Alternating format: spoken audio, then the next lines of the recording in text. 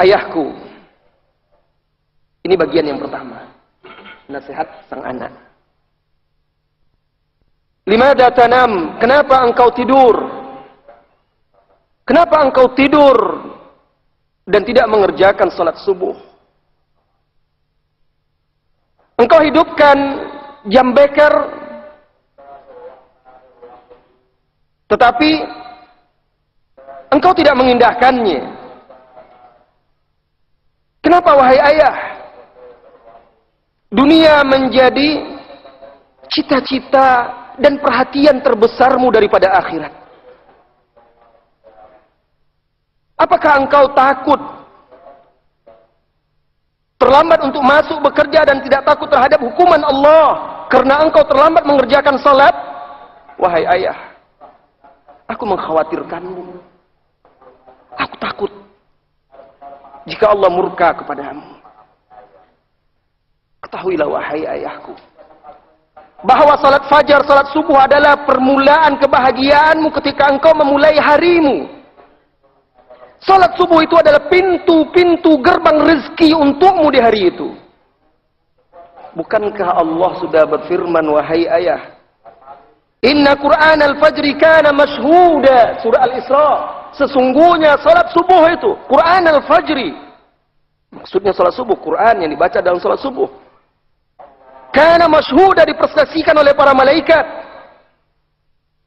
Dan juga Rasulullah SAW mengungkapkan bahwa barang siapa yang salat subuh berjamaah, maka dia berada dalam zimmatullah, dalam perlindungan Allah. Tidakkah engkau wahai ayah ingin berada dalam naungan dan lindungan Allah dalam menjalani harimu? Saudara-saudari kaum muslimin dan muslimat, jadi pesan pertama sang anak kepada ayahnya. Barangkali anaknya ini sekolah di pesantren, disekolahkan oleh ayahnya. Di pesantren dia terjaga sholatnya, pas pulang-pulang dilihatnya ayahnya lalai sholat. Kadang sebagian orang tua seperti itu. Dia ingin anaknya taat, tunduk, patuh, beragama. Tetapi dia tidak menjadikan dirinya sebagai contoh bagi anak-anaknya. Bagaimana mungkin dia mengharapkan anaknya taat, rajin, menjaga sholat 5 waktu, sholat fardu, sementara dia lalai, sering terlambat sholat atau bahkan tidak menghadiri sholat subuh? Bagaimana mungkin dia mengharapkan anaknya bergegas mendahulukan kewajiban atau hak Allah, sementara dia bermalas-malasan? Ketika sang anak ini berkata, wahai ayah, apakah dunia menjadi perhatian terbesarmu daripada akhirat? Kebanyakan orang tua sekarang lupa perkara ini.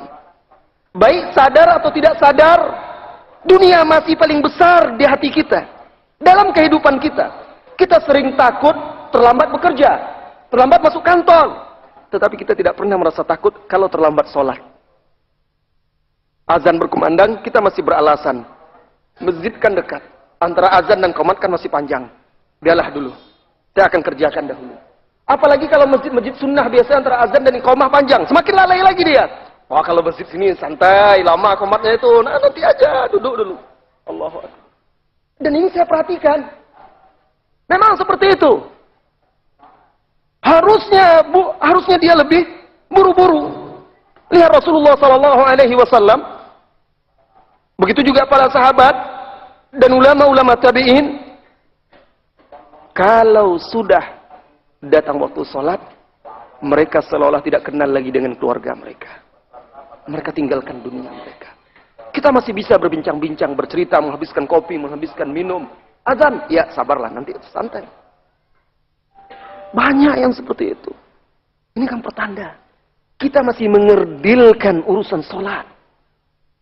Padahal disitulah ruh kita sesungguhnya. Kehidupan kita yang sebenarnya. Ruh kita.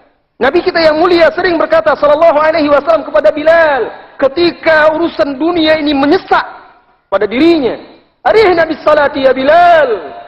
Beri kami ketenangan, rehat ruh, arihna dengan salat wahai Bilal.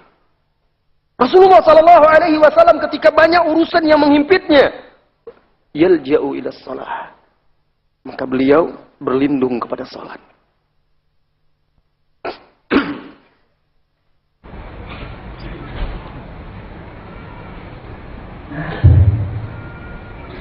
Kita sebagai orang tua sering sadar atau tidak sadar menilai atau menganggap dunia lebih besar dari akhirat. Kita khawatir anak-anak kita kita khawatir dan takut anak-anak kita dihukum oleh gurunya terlambat masuk sekolah. Bahkan kita sampai murka dan marah kepada anak-anak kita jika dia lambat bangun pagi hari untuk sekolah. Bahkan terkadang kita berikan ancaman-ancaman jika dia malas-malasan pergi sekolah. Pernahkah kita berbuat seperti itulah? Paling tidak terhadap anak-anak kita kalau dia malas-malas pergi sholat. Lalu mengatakan kepada dia, "Nak, cepat. Jangan sampai terlambat. Nanti Allah murka kepada ayah. Apa yang akan ayah katakan kepada Allah kalau kamu terlambat terus?" Tetapi ungkapan yang sama sering kita ucapkan, "Nak, ayo cepat berangkat sekolah. Nanti pagarnya ditutup. Nanti gurumu marah. Nanti bapak dipanggil lagi." Ya Allah, bagaimana pintu surga kalau ditutup? Bagaimana kalau Allah memanggilmu kelak di akhirat, lalu menanyakan tanggung jawabmu terhadap anakmu? Padahal Allah mengatakan, memerintahkan kita untuk mengajak keluarga kita salat. Wa'mur ahlaka bis-shalah wastabir 'alaiha. Perintahkan keluargamu, ahlak, untuk menunaikan salat. Wastabir 'alaiha, dan bersabarlah di atasnya. Perintah tegas dari Allah Tabaraka wa Ta'ala. Nah, ini harus kita perhatikan. Jika kita ingin anak-anak kita itu berada dalam lindungan Allah, bangunkan dia salat subuh. Ajak dia salat subuh. Pergi ke masjid. Dan jadikan diri kita sebagai suri tauladan. Sehingga dia betul-betul menjadikan ibadah salat itu yang terdepan dalam kehidupannya.